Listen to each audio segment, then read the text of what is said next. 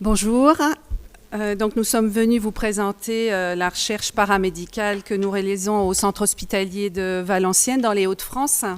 Alors, donc Ahmed et moi, Florence. Alors, on a entendu beaucoup d'accents depuis ce matin. Nous, on rapporte celui un peu de la Belgique et vous verrez qu'il y a, comme nous sommes frontaliers, pour ma part, j'ai quelques intonations belges, de nos amis belges.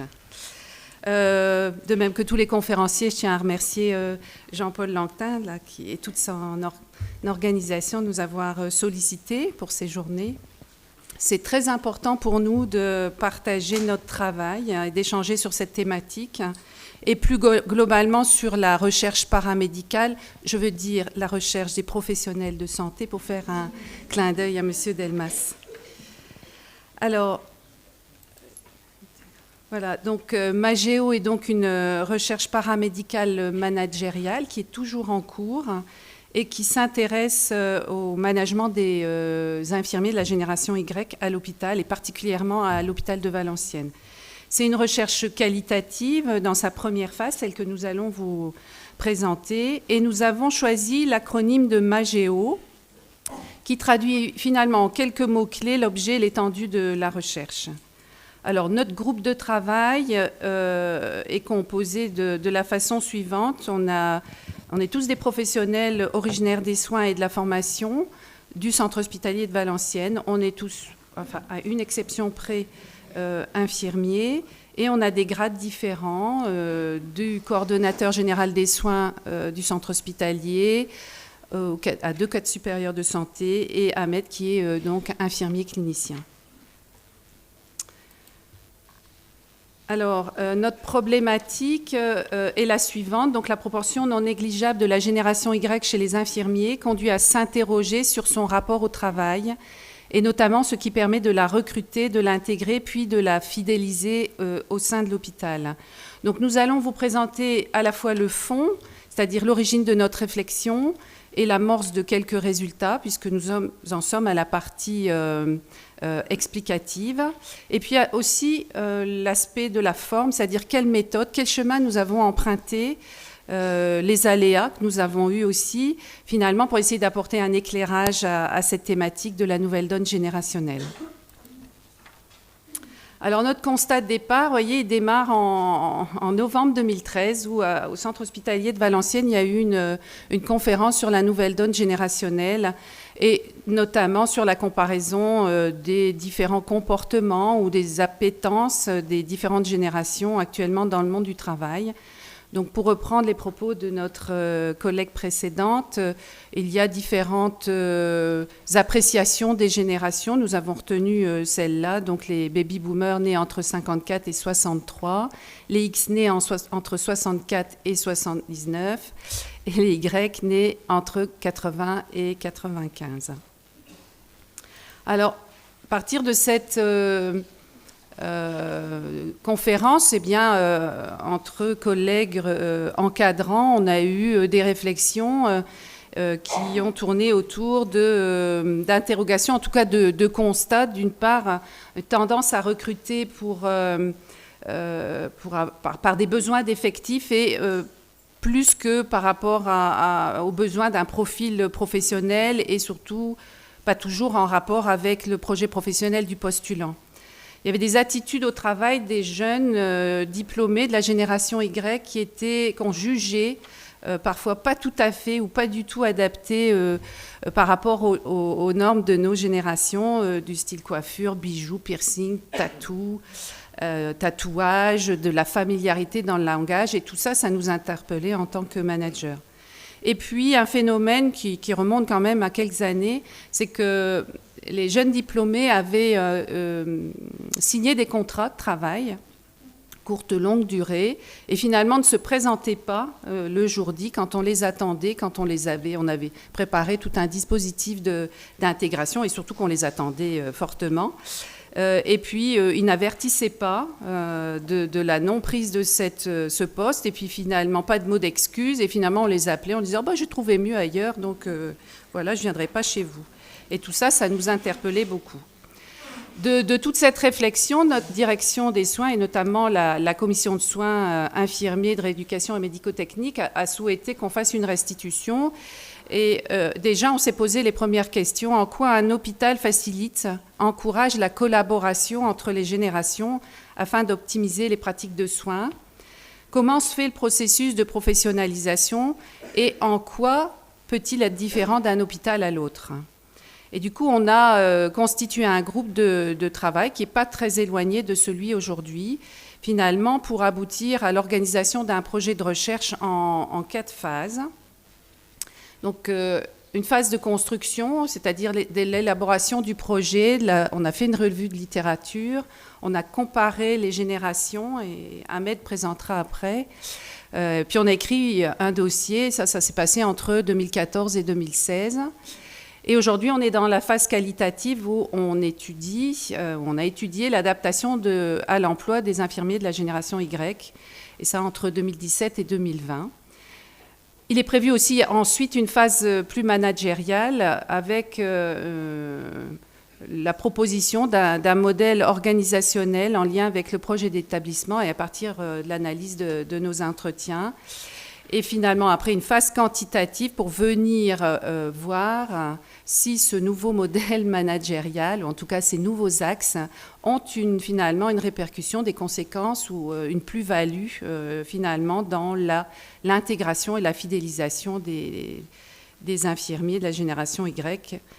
Et on sera peut-être au Z d'ailleurs. Voilà, on s'est aussi pas mal basé en se disant qu'on avait sans doute des axes stratégiques à mettre en place qui touchent le marketing social et la culture d'entreprise, qui sont quand même des notions assez nouvelles dans la gestion d'un hôpital.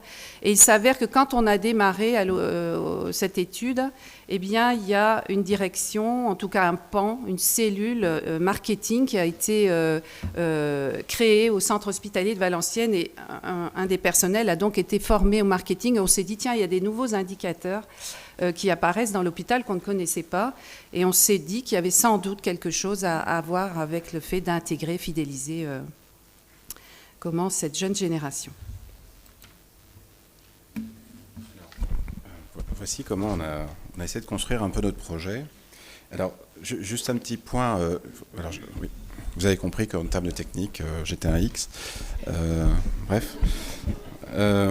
Notre diaporama a été fait par Georges Lucas, je tiens à le préciser. Non, je plaisante. Alors, l'idée, ça a été quand même aussi il semble important de dire que ce projet de recherche, il s'est étendu sur quelques années. Il s'étend sur quelques années parce qu'il n'est pas terminé. C'est un chemin long et jalonné de difficultés. Alors, comme tout projet de recherche, on a été pris dans les tout débuts dans le schéma de l'entonnoir, qui est le schéma le plus classique, le plus simple, dans des phénomènes de déstabilisation totale, en groupe, et d'interrogation, pour parvenir à stabiliser notre problématique et cerner notre question de recherche. Et puis, on a aussi répondu à un appel à projet, et pour faire lien avec ce que disait M. Delmas ce matin, on a essayé de faire rentrer des carrés dans des ronds. Notre appel à projet, le dossier de l'appel à projet, c'était un dossier typiquement biomédical où on nous demandait de signifier des cohortes, des échantillons, vraiment le modèle du quantitatif. Et nous, on a essayé de faire rentrer du qualitatif, donc plutôt un modèle orienté sciences humaines. Donc on s'est fait retoquer une première fois, ce qui était plutôt formateur pour le coup. Et on s'est fait soutenir par le centre d'investigation de la recherche de Lille, Madame Rougeau et Monsieur Duhem, qui nous ont aidés à faire rentrer ces fameux carrés dans des ronds. Et on a pu obtenir la possibilité de présenter notre projet à l'oral, et ce qui nous a permis d'être subventionnés en fait. Alors, pour venir un peu plus précisément sur le projet, alors on est parti du constat de 3 générations qui se côtoient à l'hôpital, les baby-boomers, les X et les Y, et on s'est rapproché de la DRH pour obtenir leurs chiffres.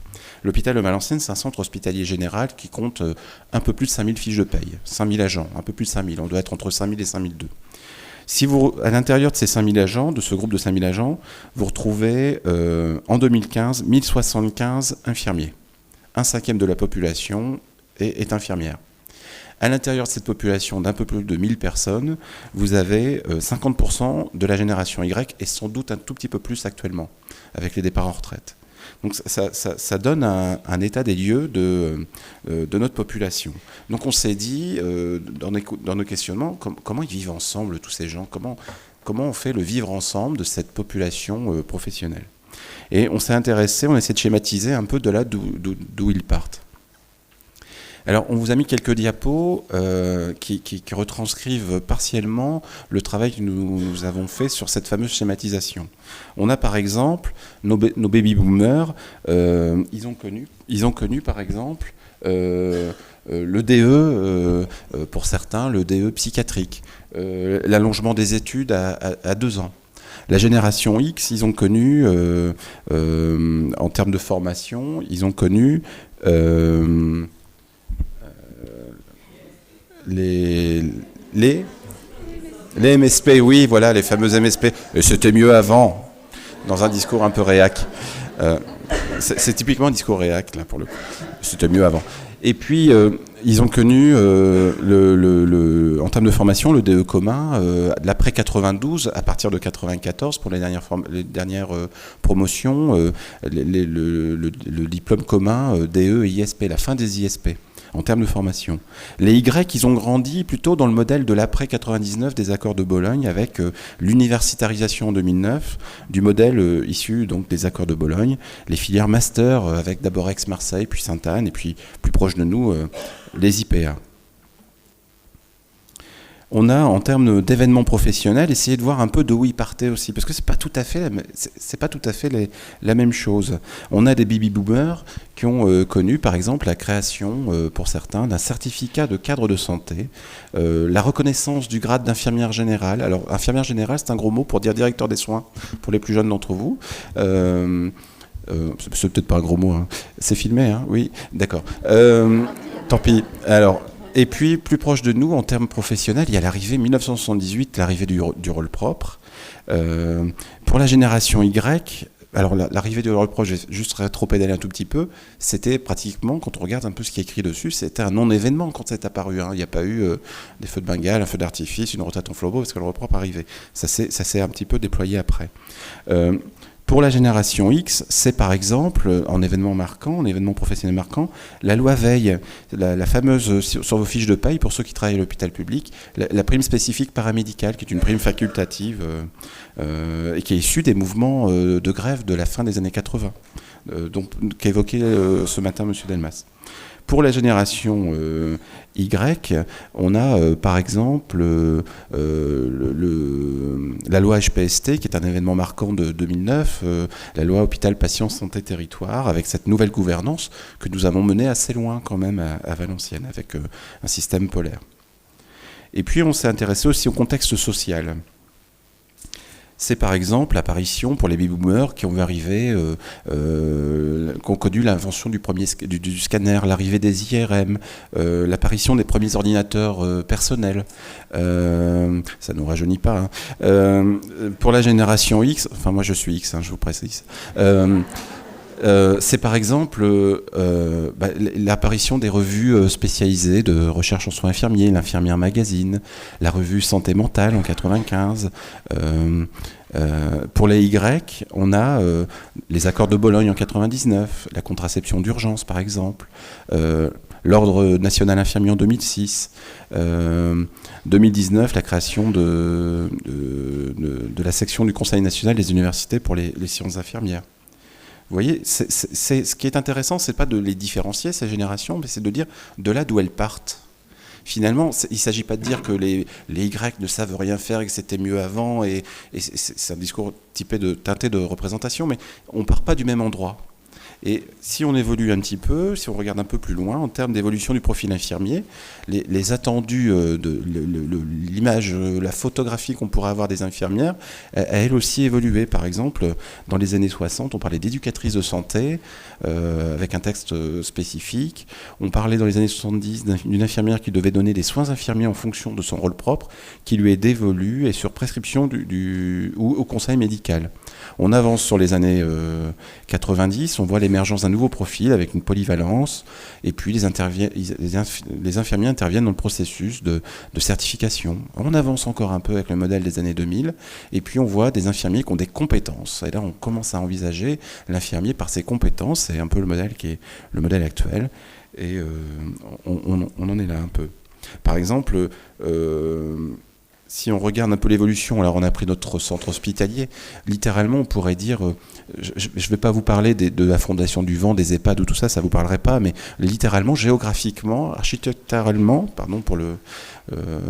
on est passé d'Hôtel-Dieu à le nouvel hôpital, qui est Hôtel-Dieu 1935, qui est remplacé, étendu par le nouvel hôpital qui est inauguré en 1980, un service, 4 tours d'immeubles ultra modernes pour l'époque, des services qui sont découpés en galettes, vous passiez votre temps à tourner autour, et puis au mi-temps des années 2000, on voit apparaître 75 000 m² de bâtiments ultra modernes qui s'appellent l'hôpital Jean-Bernard, qui est un peu le nom de notre hôpital.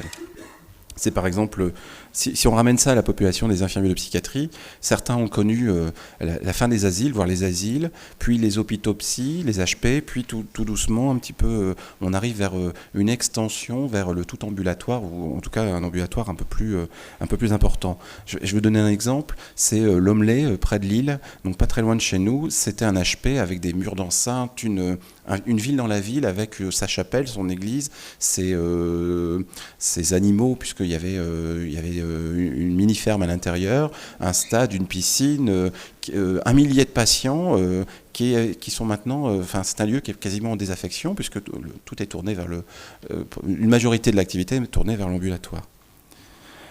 Et donc, si on a... c'est la prochaine diapo. Notre revue de littérature que nous avons menée, elle nous amène à envisager une richesse amenée par le regroupement de professionnels de différentes générations. On s'est rendu compte aussi qu'il y avait énormément de revues de littérature, effectivement, mais qui étaient très peu le fait du monde infirmier, en tout cas du monde soignant. L'entreprise a beaucoup parlé de la génération Y, le monde soignant un peu moins. On retrouve quand même un hôpital en mouvement qui est plus adapté sans doute au Y, et ça, ce sera l'objet de notre discussion des résultats, mais on retrouve quand même un intérêt à mélanger les populations en termes de génération. Et ça pose la question, encore une fois, du vivre ensemble.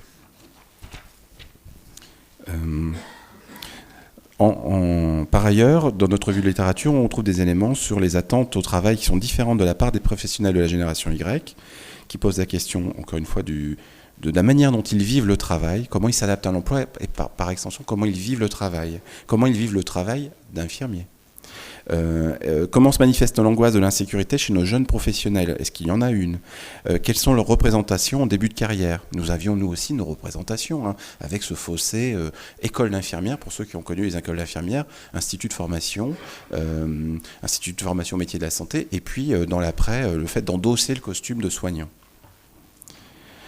On continue sur les résultats de notre revue de littérature. Il y a le passage du statut d'étudiant à celui d'infirmier, avec une difficile mise en œuvre du tutorat, l'intégration du novice dans une institution qui est chez nous largement scindée en pôles, avec des dispositifs d'intégration qui sont différents. Ça pose la question de savoir comment on endosse le lourd costume d'infirmiers et j'ai envie de dire de soignants. Comment on fait face dans le quotidien? Comment on fait face à la population que nous rencontrons dans nos unités? Ça pose la question de savoir s'il existe un fossé entre formation initiale et travail professionnel. C'est la diapo d'après. Ça nous amène à poser cette question de recherche. Comment s'adaptent à l'emploi les infirmiers de la génération Y au début de leur carrière à l'hôpital? Donc vous avez compris que dans cette question, on pose la question de savoir comment ils s'adaptent à l'emploi. Nous interviewons, nous ciblons notre recherche sur la génération Y, donc infirmière, et sur le site de l'hôpital. Donc notre hypothèse, c'est que l'adaptation à l'emploi des infirmiers de la génération Y est liée à leur appartenance générationnelle. Ces professionnels tendent à se focaliser sur le bien-être au travail, ce qui impacte le processus de professionnalisation. Donc vous avez compris que c'est une recherche qualitative qui essaie d'étudier la réalité du quotidien de nos collègues Y. Alors, Alors comment on s'y est pris finalement? On a opté rapidement sur une recherche qualitative parce qu'on voulait savoir finalement comment ils vivaient leur emploi, leur travail, et puis on voulait interroger également leurs collègues de la génération X, quel regard ils portaient sur leurs collègues Y, également leurs encadrants, donc des cadres de santé qui pouvaient être de la génération baby boomer ou X, très peu à l'époque Y. Nous avons réalisé donc ces entretiens semi-directifs dans 8 pôles d'activité, en sachant qu'à l'hôpital de Valenciennes, il y en a 13, le 13e étant très administratif, et il y en a 12 particulièrement au niveau des activités de soins. Donc on a interrogé les pôles de chirurgie, urgence-réanimation, l'oncologie, l'hémato, le pôle mère-enfant, la médecine, la gériatrie. Nous avons choisi six professionnels d'un même pôle de façon à faciliter la compréhension de l'activité, que le vocabulaire qui était utilisé serait bien compris par les intervieweurs. Nous avons réalisé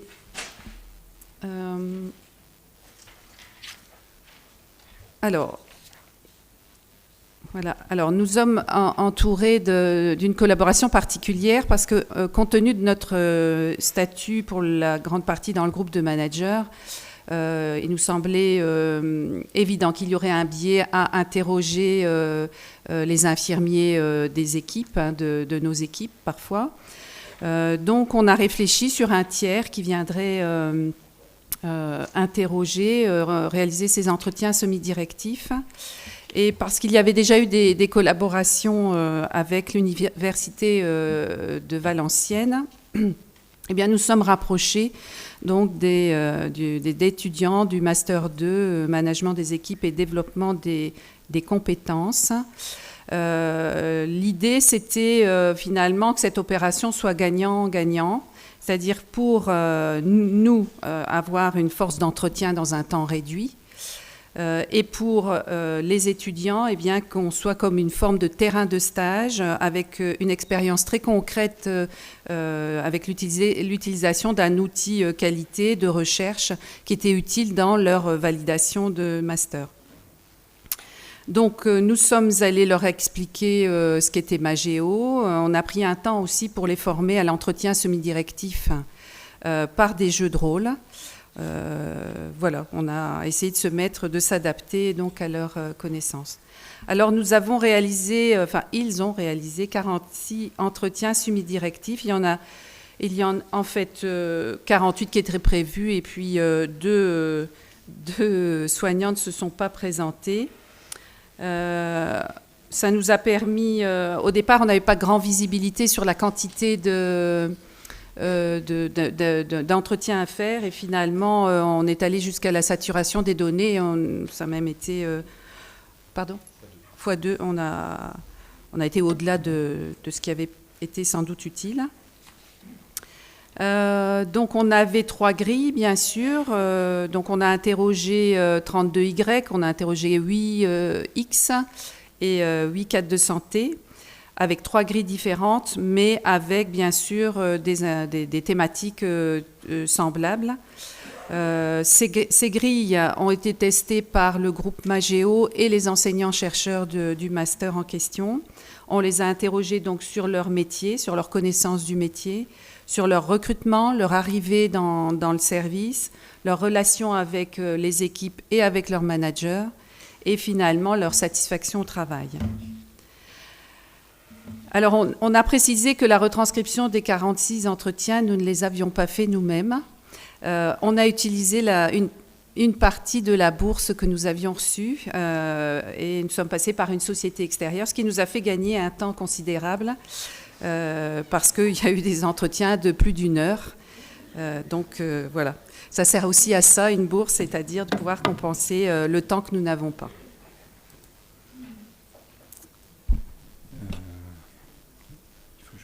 Voilà. Vous avez compris, je ne me suis pas amélioré en technique. Alors, méthodologiquement, donc on est passé par de l'analyse de contenu. On s'est approprié nos entretiens que nous n'avions pas retranscrits forcément, un travail d'analyse de contenu, et puis nous sommes actuellement dans cette partie-là. On termine la fin de la partie descriptive, on décrit nos résultats et on compare des résultats entre trois populations. Typiquement, notre objet d'étude, c'est les infirmiers de la génération Y. Ils sont ici. Mais ce qui était intéressant, c'était de voir ce qu'eux disaient d'eux-mêmes. Les Y qui parlent d'eux-mêmes. Ce qui est intéressant, c'est de voir aussi les X, ce qu'ils nous disent des Y. C'est un peu le principe de la lampe que vous déplacez et vous l'éclairez différemment. Vous avez les Y qui parlent d'eux-mêmes, les X qui vont vous parler des Y, et finalement on a interrogé des cadres de santé qui nous ont parlé des Y. Et ce qui est intéressant, c'est de voir que tout le monde ne dit pas la même chose. Ce qui était significatif pour les trois populations, c'est que les trois avaient du mal à définir, à décrire le métier d'infirmier. Ça, c'est assez interpellant. Mais ce qui est intéressant, c'est aussi les fossés entre le regard qui était porté, avec des stratégies évidentes du côté des Y. J'exposerai un peu quelques tendances un petit peu après. On va passer à la diapo d'après. Donc,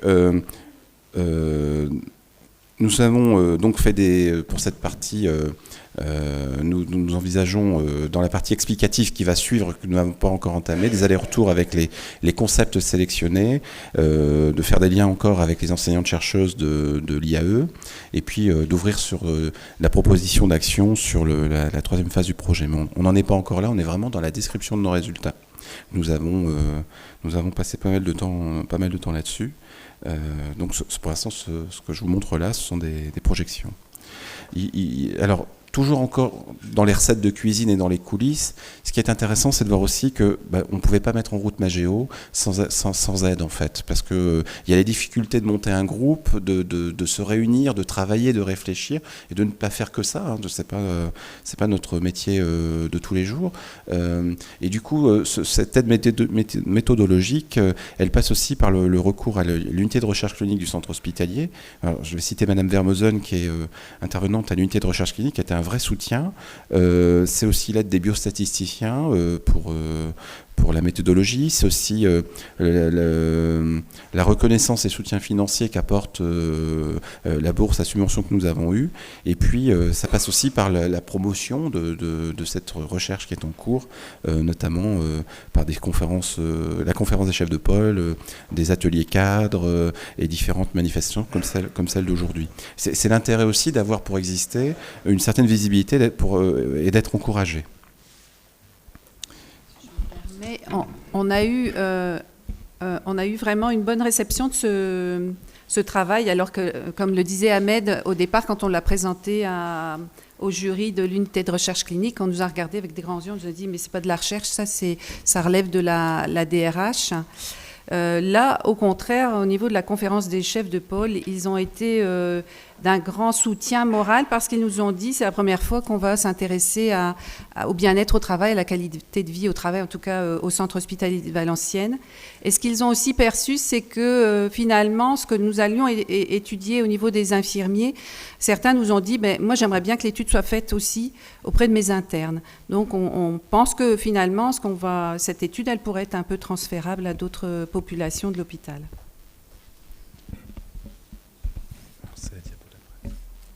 Alors, au niveau des tendances, on se rend compte quand même que les Y, nos collègues Y, ne disent pas tout. Ils ne disent pas tout au cadre. Et c'est intéressant, justement. C'est les stratégies que nous avons employées pour, justement, viser à la parole libérée au cours de l'entretien de recherche. On donnait un verbatim qui était assez intéressant. Littéralement, il y a une espèce d'insécurité dans un contexte où nos jeunes collègues sont parfois en contrat à durée déterminée, où ils espèrent avoir un CDI. Et du coup, il y a une espèce on retrouve des éléments de stratégie défensive qui les poussent à ne pas tout dire. Mais sans doute que nous étions pareils. Sauf que moi, quand je suis arrivé à l'hôpital, si je prends mon exemple, j'étais stagiaire et puis à 99,99% et sans doute, il aurait fallu que je tue 25 patients pour ne pas être titulaire. Vous voyez, il y a une espèce d'angoisse un peu comme ça. Et alors, les cadres n'ont pas accès, malheureusement, à tout ce que vivent les Y du fait de ces stratégies défensives par eux-mêmes. on a aussi, par exemple, un contexte. On ne peut pas faire l'économie d'évoquer le contexte hospitalier qui est en tension, et puis le fait que la notion de jeune diplômé, ça n'est quasiment plus employé. C'est plus un problème, le jeune diplômé. Ce qu'il faut, c'est quelqu'un, le lundi matin, qui arrive dans mon unité et qui soit opérationnel pour venir travailler. Donc ça dit quelque chose aussi des possibilités de cocooner, d'encadrer.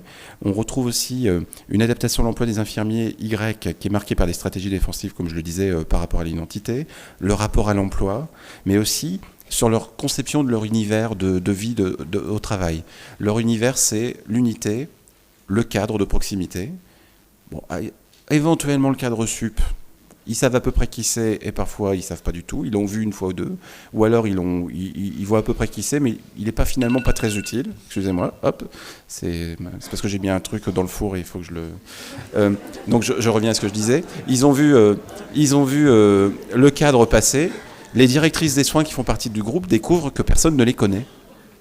Leur univers, c'est l'unité, à la limite le pôle, mais pas l'institution. Ça ne veut plus que dire grand-chose.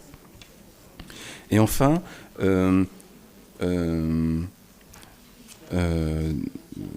oui, des infirmiers. On retrouve des infirmiers. Alors, vraiment, pour contrebalancer l'image qu'on peut avoir des infirmiers grecs, on retrouve des infirmiers qui sont très performants, mais qui sont inquiets. Ils sont inquiets, voire angoissés. Ils sont inquiets et ambivalents, notamment pour ce qui concerne leur contrat et le statut, leur statut, et puis surtout le lien avec leur vie privée.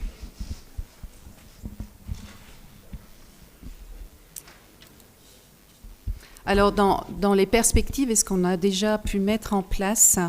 Alors, vous l'avez compris, ce qui est intéressant aussi dans ce groupe, c'est qu'il fait le lien entre la formation et l'encadrement du début de la carrière, puisque moi, je travaille en institut de formation et que mes collègues travaillent sur le terrain du soin, et que ce que l'on voudrait, sans doute, les points sur lesquels on va arriver, c'est est-ce qu'il y a des choses qu'on peut déjà mettre en place au cours de la formation et qui pourraient être poursuivies en termes d'axes managériaux? Et alors, on a décidé, là, depuis plus d'1 an, dans l'Institut de formation, de graduer finalement la prise en charge des patients.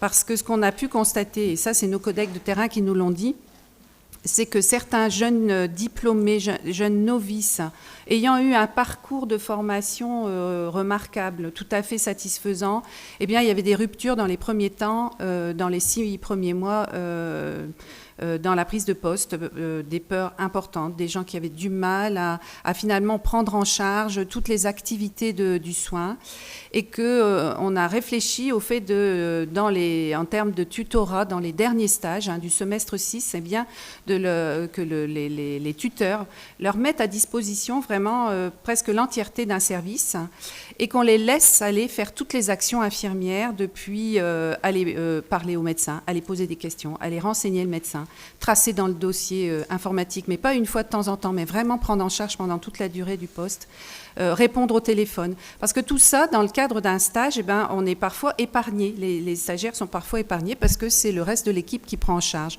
et de façon naturelle, on est d'accord. Mais là, pour accélérer un peu plus la professionnalisation et éviter, parce que finalement, d'un jour à l'autre, c'est on-off, et je suis infirmière et sans filet, eh bien, de graduer un peu plus cette notion de prise en charge, surtout en dans les 6 derniers mois. Et ça, c'est un réel travail à faire pour les soignants, pour les tuteurs, de pouvoir lâcher à un moment donné, tout en restant à côté ou derrière, au cas où, en surveillant quand même ce qui se fait. Ça interroge aussi la confiance qu'on peut donner à un étudiant. Donc ça s'évalue bien sûr, mais donc c'est une posture qui est un peu difficile, puis de laisser faire, et tout en accompagnant. Alors ça, c'est au point de vue de la formation. Ensuite, en termes de perspective de management, alors vous l'avez compris, ou en tout cas on le dit, nous au fur et à mesure, on a bien compris que ce n'était pas au Y de s'adapter à nous, mais à nous, managers, et X de s'adapter au modèle, à leur façon de vivre, à leur façon d'être, et qu'on avait un gros travail à faire à ce niveau-là.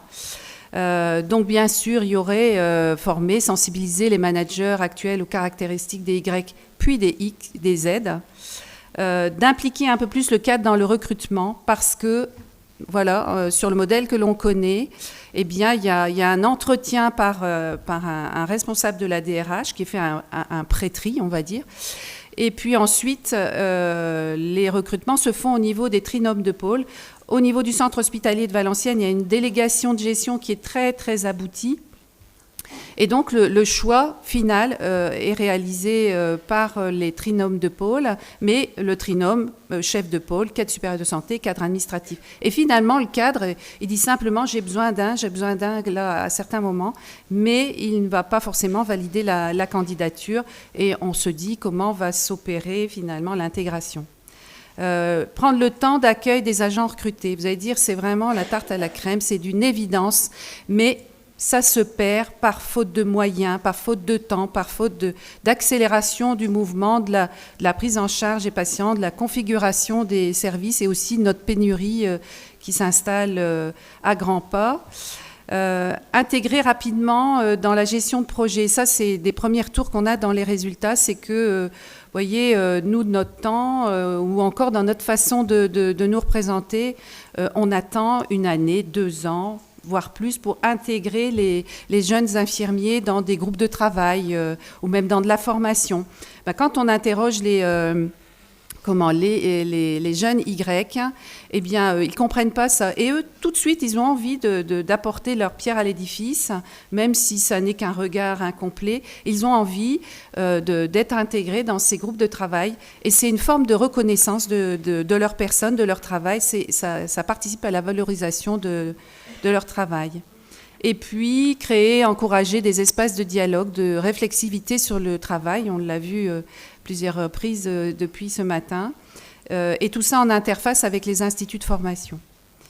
Et puis, on pense aussi qu'il y a un gros feedback à faire sur les premiers temps de travail, dans ce dispositif d'intégration, finalement, de faire des retours réguliers entre le manager et le jeune diplômé sur sa production, sur sa qualité de soins et de prise en charge des patients et de la gestion d'un service en grande partie.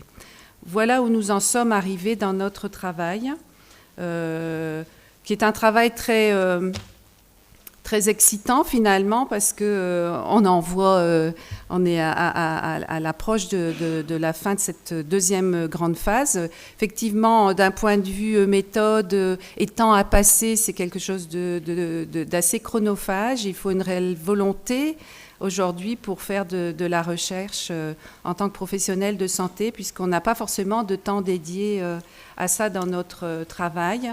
On a fait en sorte, surtout pour Ahmed qui est sur le terrain du soin, que ces managers soient participatifs à cette mise à disposition, et d'où l'intérêt de communiquer, d'avoir présenté ce travail-là, même dans les premiers moments au niveau des chefs de pôle, des directions des soins, de la commission de soins, dans les ateliers cadres, pour légitimer finalement le temps à passer pour la recherche. Pour ce qui est de nous, les cadres supérieurs et directeurs de soins, bon voilà, c'est parfois assez compliqué et on y passe beaucoup de temps personnel. Mais en tout cas, c'est un travail très intéressant de pouvoir travailler, essayer d'améliorer finalement des pratiques, nos pratiques dans le fait d'intégrer, de fidéliser nos jeunes collègues, d'autant plus dans cette période de relâche, d'intérêt, de motivation de notre profession.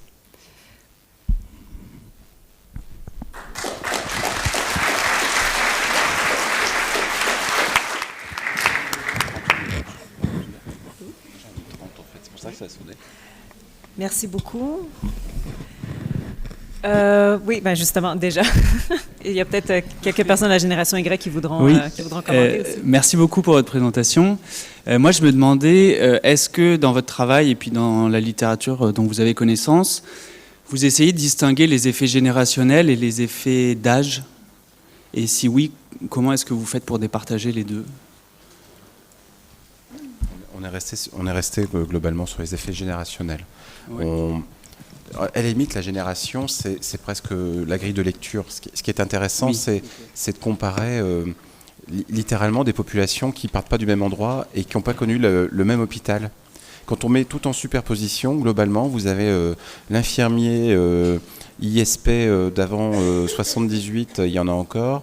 L'infirmier ISP, enfin pour les pôles de psychiatrie, hein, puisqu'on a aussi interviewé des gens du pôle de psy. L'infirmier ISP qui est de la promo de 94, et puis le jeune qui arrive depuis de l'après-programme de 2009, et puis des DEX qui ont connu les 3 ans plus 3 mois, vous savez.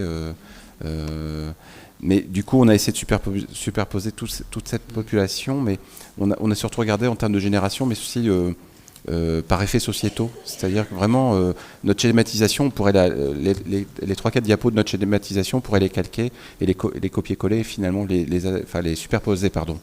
Littéralement, on part pas du même endroit. Moi, on m'a appris le rôle propre 93, je suis de cette génération-là.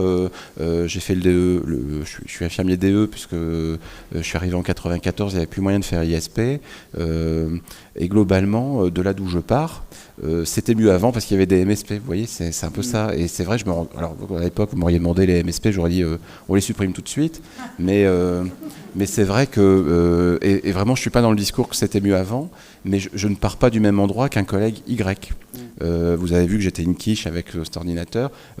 J'ai identifié que 2 logos tout à l'heure sur la présentation de Madame Lippert. J'en connaissais que 2, donc. Ok, donc vous cherchez pas forcément à enfin, moi je pense toujours au cas qui rentre pas dans les cases. S'il y a quelqu'un qui a 45 ans, qui a fait un autre métier, qui se reconvertit et qui décide de devenir infirmier aujourd'hui, vous le mettez dans quelle on le met dans la case dans quelle boîte de sa génération. On le met dans sa case de sa génération. Dans X, d'accord, ouais. Donc, ok.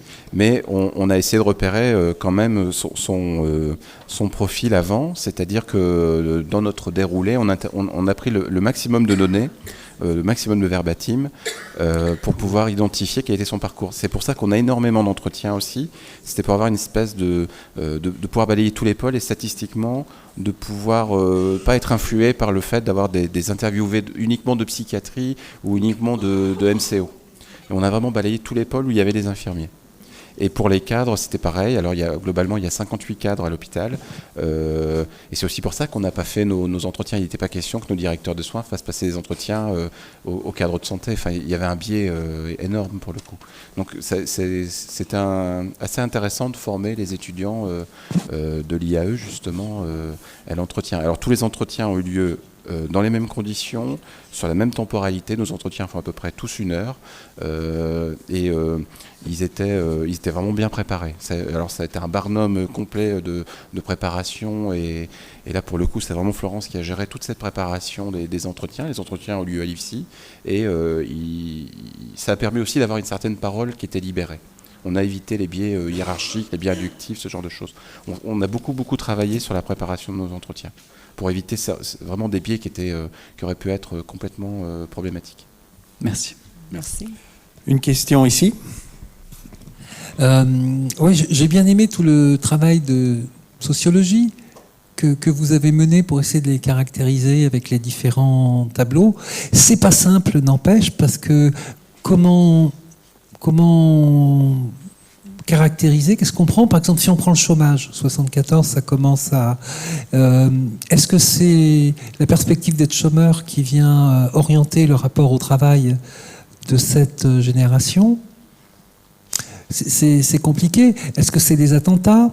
Quelle est l'importance du drame de Pau en 2005 avec l'infirmière et les soignantes qui sont tuées? On a vu des changements. Comment la dite génération X l'a-t-elle transmis à la dite génération Y?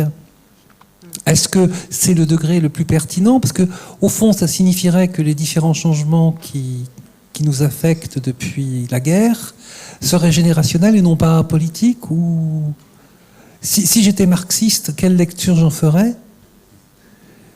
Enfin, ça pose plein de questions et c'est énorme ce que vous avez à pour pouvoir avancer. Ce qu'on a pu constater par rapport à l'emploi, si on fait une comparaison, nous sommes rentrés il y a quelques années, le Graal c'était quand même d'être fonctionnaire. On avait aussi des parents pour lesquels être fonctionnaire ça représentait quelque chose. On rentrait, on était stagiaire, très vite titulaire et on était fonctionnaire à vie. Aujourd'hui, dans les générations là qui sortent, la titularisation, le fonctionnariat, ça n'a pas de sens. On le prouve parce que ce qu'ils veulent absolument, c'est avoir un contrat à durée déterminée, voire à durée indéterminée, parce que ça va les faire entrer, va leur faire accéder à la propriété d'un véhicule, etc. Ce qu'on aperçoit, et là ce sont mes collègues qui le disent vraiment depuis une petite année, c'est que certains viennent rompre des CDI pour pouvoir aller travailler ailleurs, sans doute parce que cet ailleurs leur montre des perspectives qui ont plus en lien avec ce qu'ils ont envie, quitte à ce qu'ils reviennent quelques années après, fort d'une expérience supplémentaire. Alors si on regarde ça avec un regard particulier en disant ils sont partis, ils ne reviendront plus, on se plante complètement. Quand je dis que c'est à nous, managers aussi, de changer nos lunettes, ce qu'on arrive aussi, c'est des gens qui nous disent je ne veux pas être titulaire, parce que je ne veux pas rentrer, je veux rester libre et aller chercher ailleurs d'autres compétences ou d'autres expériences de vie. Donc oui, le rapport au travail change pour eux. Ils changeront X fois de travail, et ça c'est vraiment prouvé dans la littérature. Donc on doit composer avec ça sur le plan managérial. On doit composer avec ça et se dire que peut-être on a des gens qui sont là pour 2 ans, et c'est tout. Et après se pose la question de l'histoire d'une équipe, celle qui va finalement encadrer toujours les nouveaux, rapporter ce qui s'est passé, les habitudes de service, tout ce qui est important pour finalement obtenir une qualité de soins. Alors, de notre regard, ça nous paraît indispensable, sauf qu'aujourd'hui, ce n'est pas du tout le schéma que les novices, les jeunes générations ont envie de faire au travail. Donc je ne saurais vous dire quelle clé pour l'instant, mais il y a vraiment quelque chose de nouveau et dans le rapport au travail, et sans doute que les générations chômage, l'insécurité globale, mondiale, apporte quelque chose dans ce rapport au travail. Merci beaucoup. Question. Il y avait une dernière question ici. Encore une dernière question. Ah ouais. Une remarque toutefois. Je pense qu'il y a une dimension, c'est pas le rapport au travail à mon avis, c'est le rapport à l'emploi. Il y a une modification du travail dans les évolutions sociétales en France depuis 20-30 ans. Et ce qu'on voit, c'est une modification du rapport à l'emploi. La question de la qualité de vie au travail, c'est une opposition pour moi. On enlève le mot vie. S'il y a un travail de qualité qui est fait avec nos patients au quotidien, il y a une qualité de vie au travail. Donc, je pense qu'il faut reprendre la question du travail, la séparer, la différencier de la question de l'emploi. Et souvent, la question aujourd'hui de l'emploi est rabattue sur la question du travail en dévalorisant les contenus du travail. Je pense qu'il y a deux éléments qui me paraissent quand même assez différents.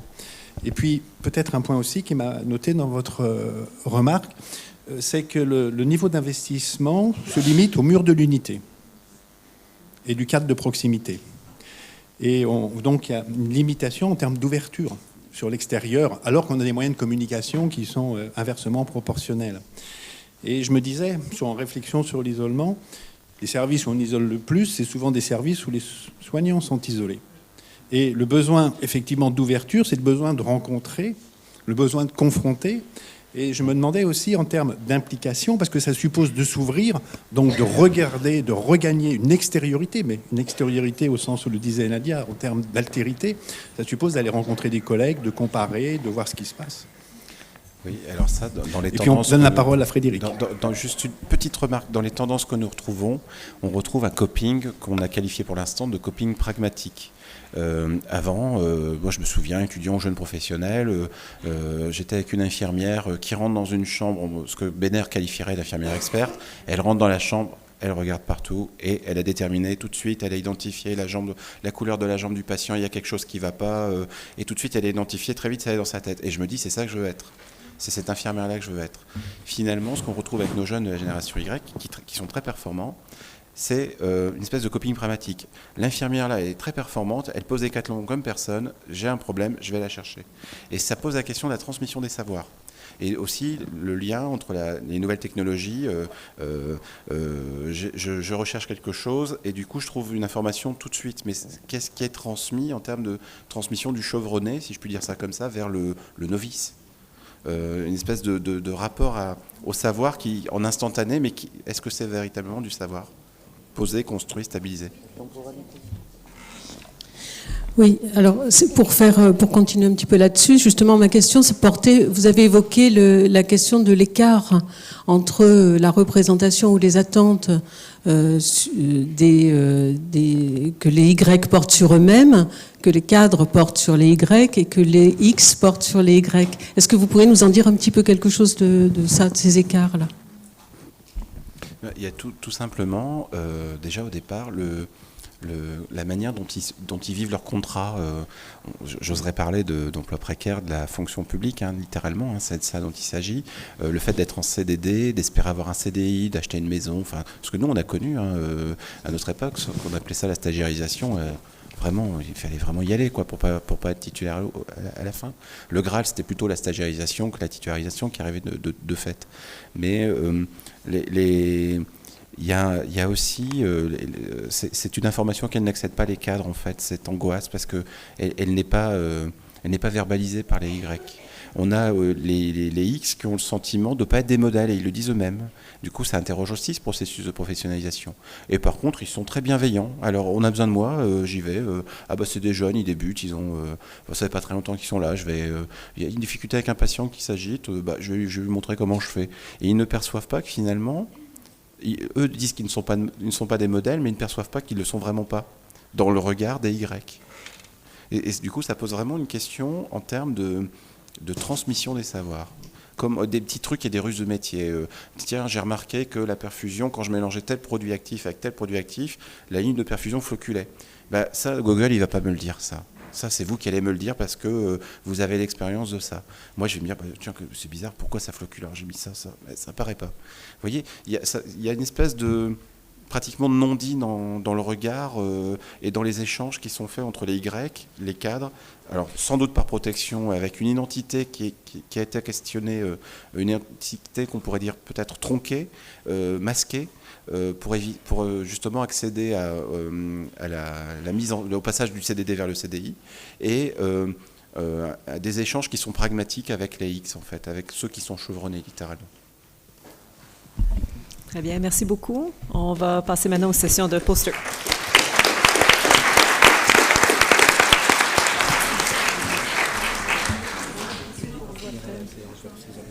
Oui, d'accord. Parfait. Donc, j'aimerais inviter Philippe Davenas, Solène Alain, Françoise Deloyer, Linda Fézé à venir. Ils viennent, hein? Oui, je vais le dire dans un instant, mais je veux juste qu'ils viennent.